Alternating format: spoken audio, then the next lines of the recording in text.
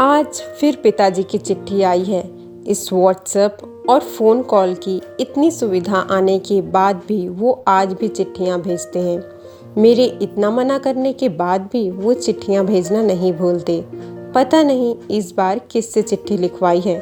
जरा पढ़कर तो सुनाओ, क्या लिखा है। प्रिय पुत्र, मुझे पता है तुम्हें बहुत गुस्सा आ रहा होगा कि जब फ़ोन है तो ये चिट्ठी क्यों। पर उस फ़ोन में चिट्ठी वाली बात कहाँ। इस चिट्ठी के साथ मैं यहाँ के मिट्टी की खुशबू भेज रहा हूँ, वही मिट्टी जहाँ तुम पले बढ़े हो। बेटा, जब से शहर में बसे हो यहाँ आते ही नहीं। तुम्हें इस मिट्टी की याद नहीं सताती क्या। यहाँ के मिट्टी की खुशबू तुम्हें पुकार रही है। हमारी आंखें भी तरस गई हैं तुम्हें देखने के लिए।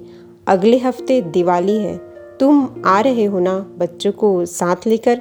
उस मिट्टी के दिए से इस घर को जगमगाने आ रहे हो ना। इस गांव में तुम्हारे शहर जैसी तरह तरह की लाइटें नहीं हैं, पर तुम्हारे शहर में इस गांव जैसी चांदनी रातें भी तो नहीं होंगी। क्या तुम दादाजी की वो कहानियाँ भूल गए हो। उस कहानी की याद में आ रहे हो ना। क्या मेरी डांट से बचाती वो माँ की आंचल भूल गए हो। उनकी वो आंचल तुम्हें बुला रही हैं। बचपन में तुम्हारे पास इतने पटाखे नहीं थे, पर कागजों से जो खट की आवाज़ लाकर तुम इन पटाखों से भी ज़्यादा खुशी कमा लेते थे।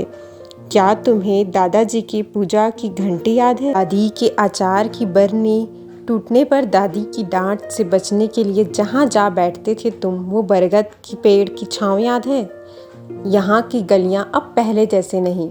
मिट्टी के कई घर अब ईंटों के मकानों में बदल चुके हैं, पर वो मंदिर जहाँ तुम दादाजी के साथ जाया करते थे, वो मंदिर आज भी वैसी की वैसी है। एक बार आकर तो देखो। लुका छुपी के खेल में तब मज़ा आता था जब तुम छोटे से घर के किसी कोने में जा छिपते थे और मैं तुरंत पकड़ लेता था। अब तो तुम इतने दूर जा छिपे हो कि मैं ढूंढ ही नहीं पा रहा। अब इस लुका छुपी के खेल को बंद करो और इस दिवाली बच्चों को लेकर घर आ जाओ। साथ बैठकर दिए जलाएंगे, आरती गाएंगे। आशा करता हूँ कि इस दिवाली मैं तुम्हारे साथ मनाऊंगा और बरसों बाद तुम्हें गले लगाऊंगा और डांट भी लगाऊंगा। इतने दिनों बाद जो घर आओगे। तुम्हारी राह तक रहा, तुम्हारा पिता।